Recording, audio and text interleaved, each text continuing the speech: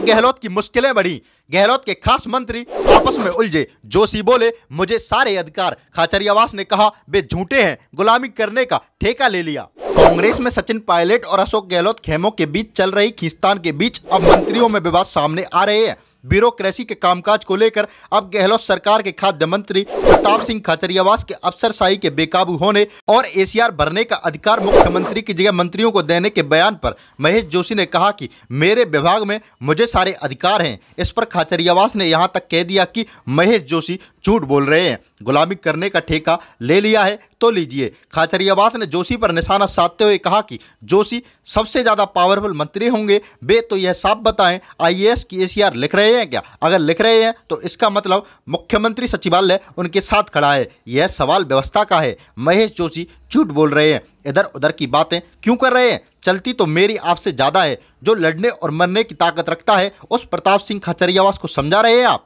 जनता तय करेगी किसकी चलती है। मैंने एसीआर भरने का अधिकार मंत्रियों को देने का मुद्दा उठाया, मेरे मुद्दे का कोई खंडन करेगा तो बात सुनेगा।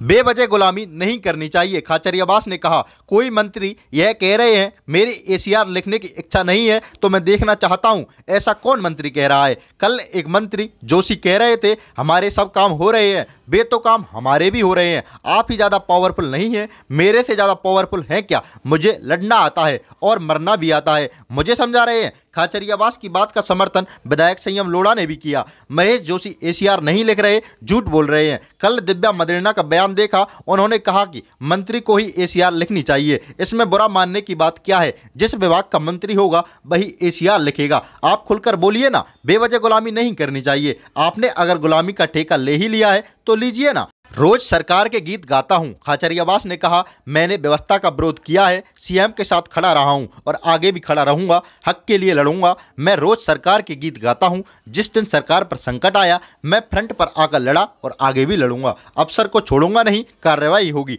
प्रताप सिंह ने कहा जो नेता अपने अधिकार के लिए लड़ नहीं सकता वह दूसरे का अधिकार कभी दिला नहीं सकता। जो नेता चुपचाप जुल्म सहता रहे, अन्याय सहता रहे, उसका विरोध नहीं करे, उसे राजनीति छोड़ देनी चाहिए। ऐसे नेता को राजनीति में नहीं रहना चाहिए।